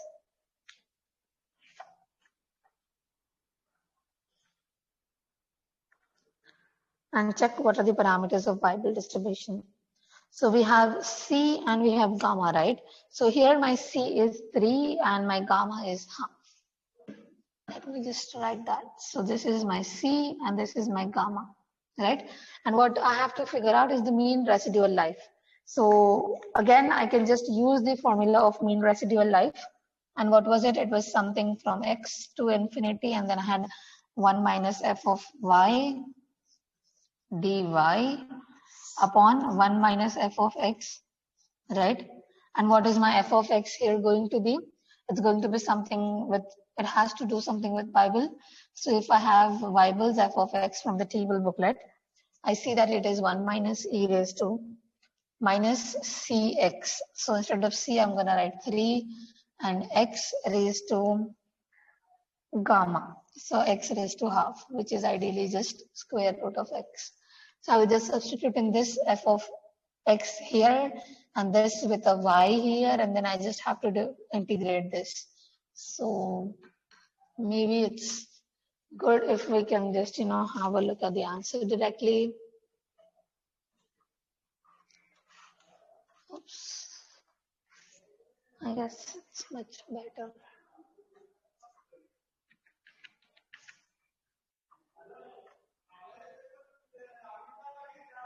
Yeah, so this is what you have.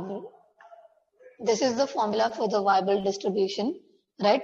And when you do 1 minus will get cancelled and you'll be left with only f of x, which is what you have here up in the denominator. And in the numerator, you have the same thing with a y here with integration and dy. So if you now have a look at the first question, okay, I'll have to go back to the question. So just keep in mind what you ended up here with. I'm lost. Ma'am, yeah. So, hello. Yes. So where you have the question numbers on the left, those are in blue, right? So if you just click on that, like where you have the question, you'll be redirected to the answer part. Wait, what did you just say? So either go on the answer, like where you have the question number written in blue. Okay. It's a link. I didn't know this. Yeah. A great discovery for me. Wow. Okay, nice. I have been struggling to, write this with page numbers. Wow. Very good. Thank you very much, Isha.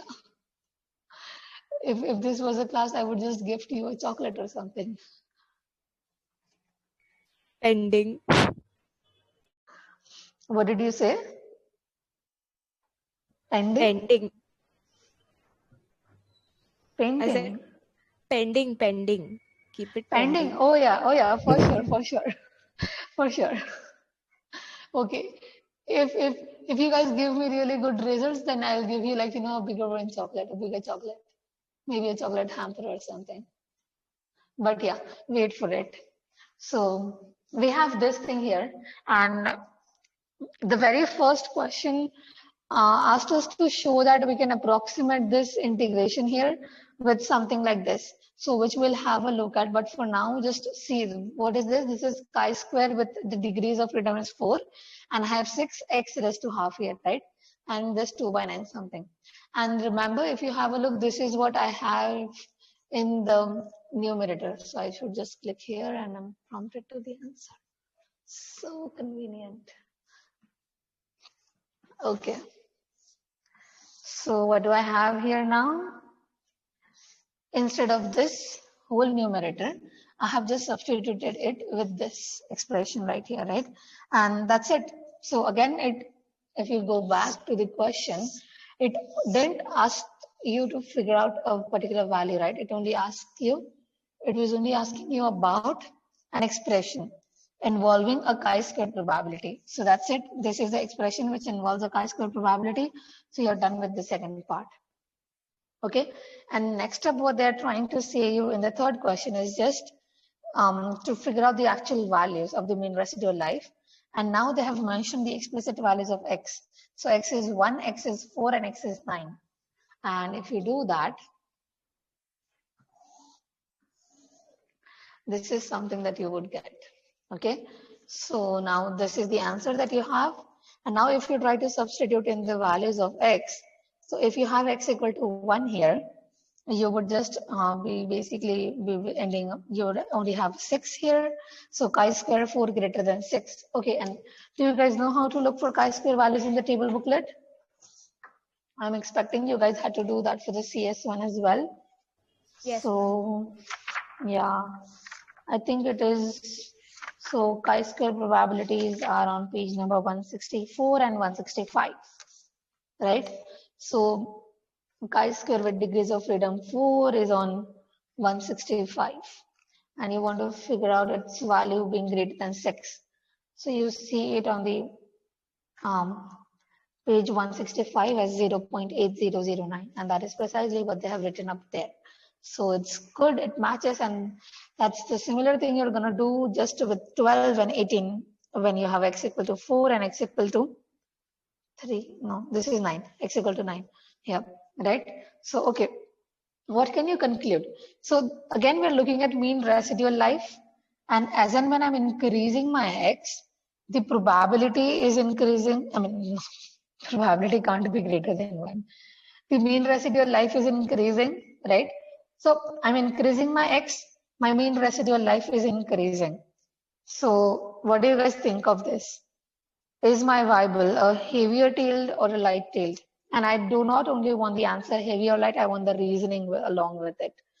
So I guess maybe if you just have a look here, what they have said is it is an increasing function of x. Oh yeah, that I can see. If I'm increasing my x, my mean residual life is also increasing. But I want to know why, if my mean residual life is an increasing function of x, this distribution has a heavy tail. Does anyone have an answer to this? We have just discussed this, right?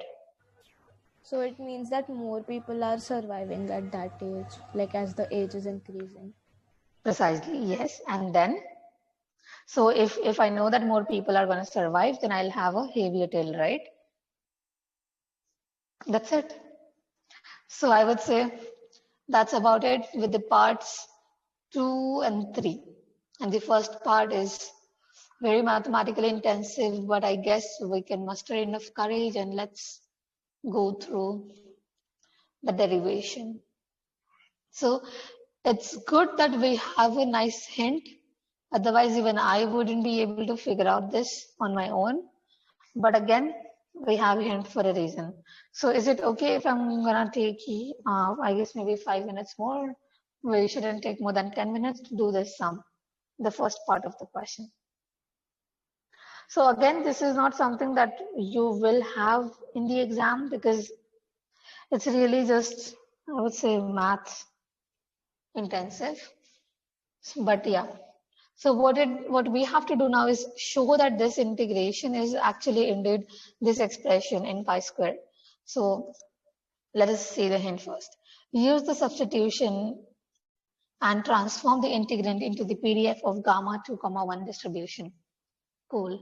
So let us write what we have here. So what do I have? I have integration from x to infinity e raised to minus 3y half. So I'm using the hint and I'm just going to write minus u here, right? Okay, maybe not do that right now. What I can do is write 3y raised to a half here. And now let us try to see what I can write this in terms of u as. So E is going to be the same, minus is going to be the same. And now I'm just using the fact that my U can be written as 3y raised to half. I'm just gonna write minus U here. Does this make sense? And oh, I didn't write D. So it's dy here, okay? Yeah. So now if you have again, look at this dy. I want to write this dy in terms of u, right? So the easiest thing I don't like to work with this half up there. So what I'm going to do is write u square equal to 9y. And what I will have next is 2u du is equal to 9 times dy. And what I can then write is that my dy is just 2u upon 9 times du. So I'm going to substitute this thing instead of dy up there.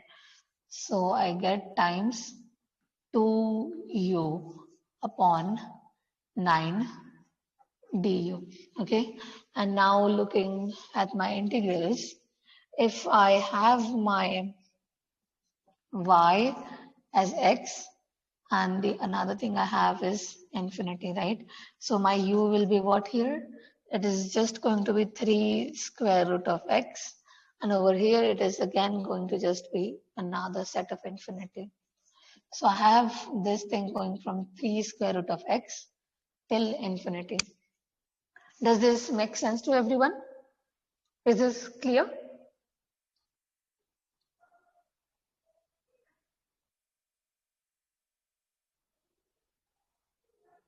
Yes or no?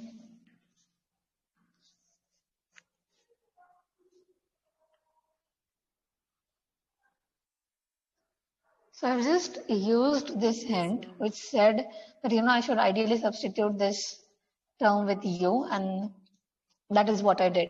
So again, whenever I'm writing this as u, I also have to translate my dy into du, and I also have to transform this integration to suit to the changes in u.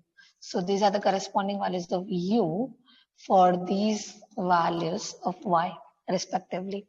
Okay, so we're done with this. And let us have a look at what the rest of the hint asks us to do.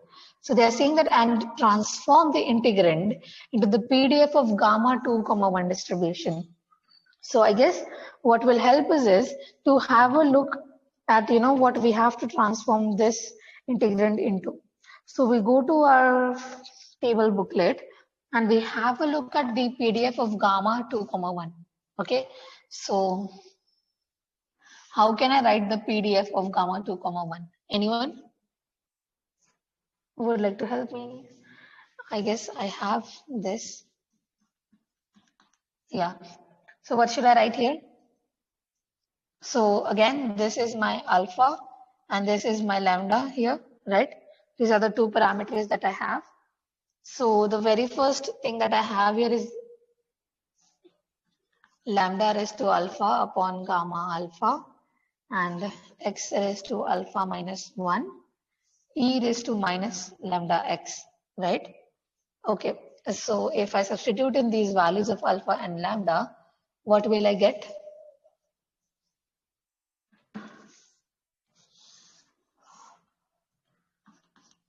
My lambda is 1, so 1 raised to anything is just going to be 1. What is the value of gamma to anyone?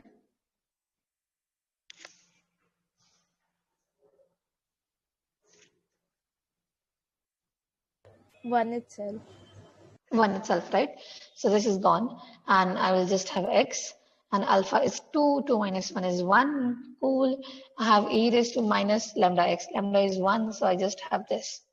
Okay, so now I have x e raised to minus x. Now this is my PDF of gamma 2, 1 distribution.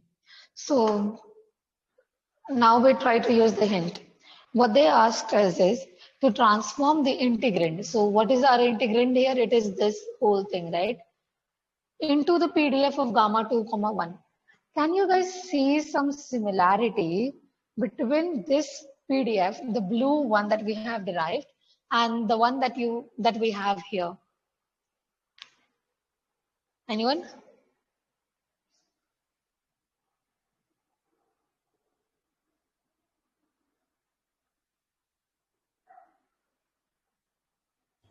If we take 2 by 9 outside as a constant, then it becomes same. Exactly, right? So the only difference would be instead of x, you're going to have u here, which is like no difference at all. Okay, so let me use another color. And what I'm going to do now is I will take this 2 by 9 outside, and what I'll be left with is some integration of 3 square root x till infinity u times e raised to minus u du, right? And now I can just say that this looks kind of like what I have here, right? So again, what do we know about this expression? I know that this is nothing but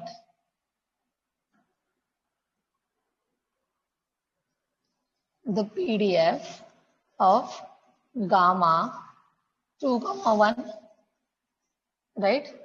So what I can write this as now? Anyone?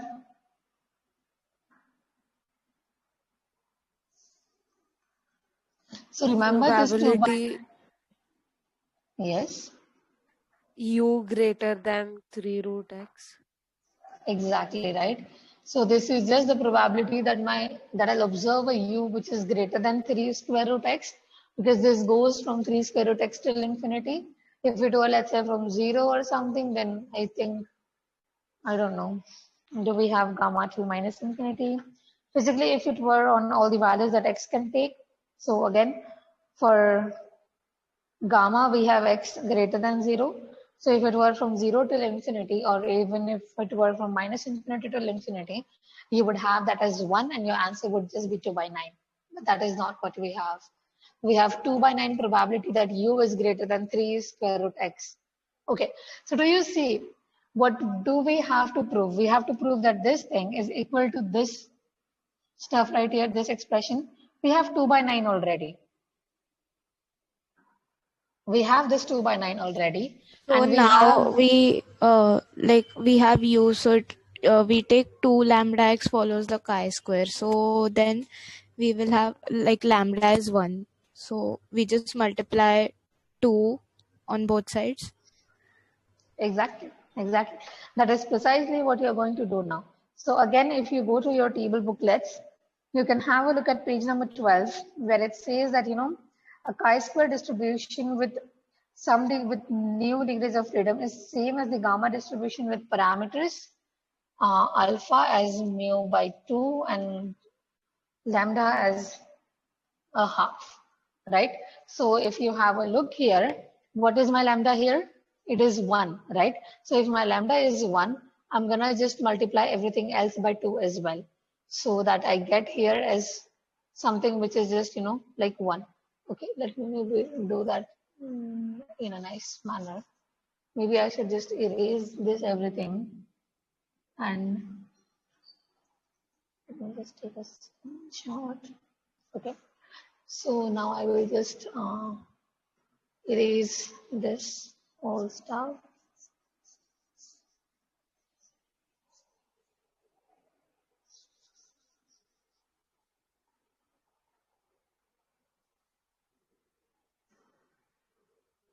So yeah, that is all we have now.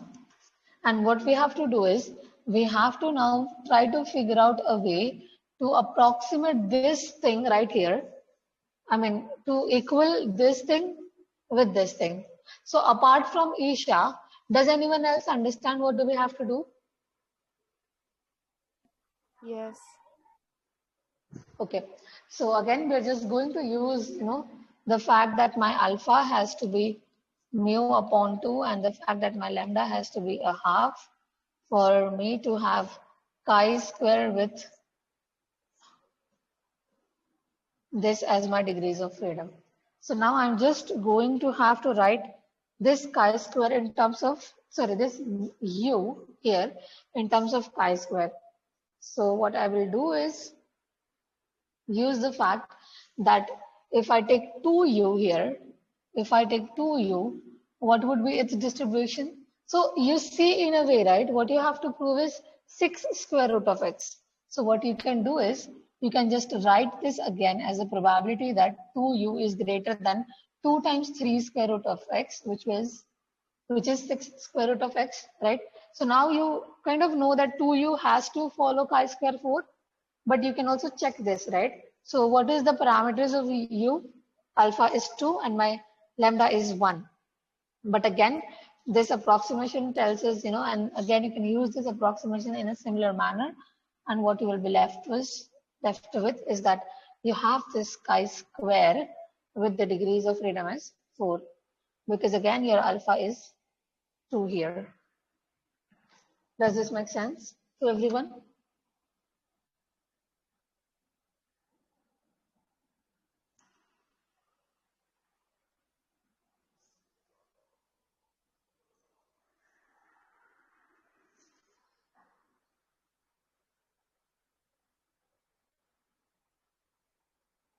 Yes.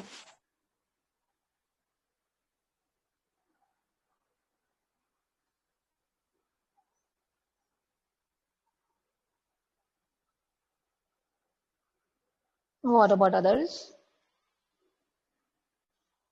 Yes, ma'am. Yep.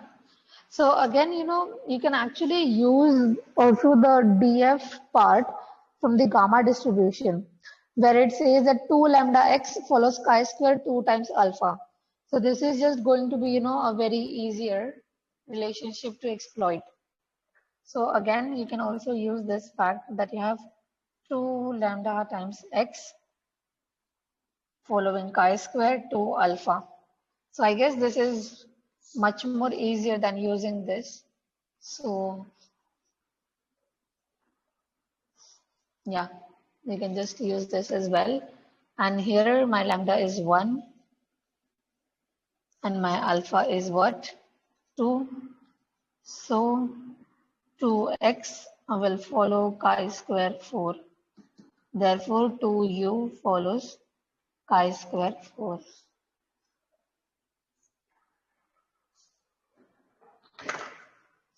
This is clear to everyone? Yes, ma'am. Yes. What about others? Yes, ma'am. All right. So I guess then that's it for today. And I'll keep the next class either on Sunday or on Saturday mostly. I think I will just keep it on Sunday. Okay, so I want you guys to, till then practice some sums. No, but again, you should just enjoy it's New Year ending. I would say it's New Year starting and this year ending. Basically, do whatever makes you guys happy. Yeah.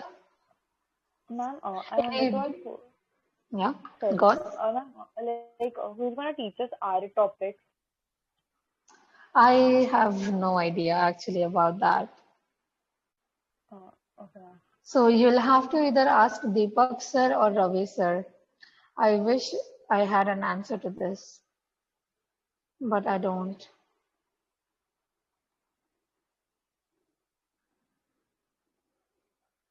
But I think, yes. Even I was going to ask the same question that when you said that I'm not supposed to teach you R's, does that mean that someone else will teach us R, or that the provision does not include teaching R? Oh, no, the provision does include teaching R. It cannot not include teaching R.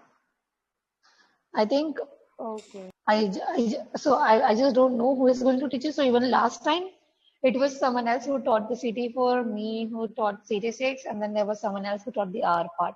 But this time it's me who will be teaching the whole subject and just another person who will be teaching you guys R. Okay, okay, ma'am.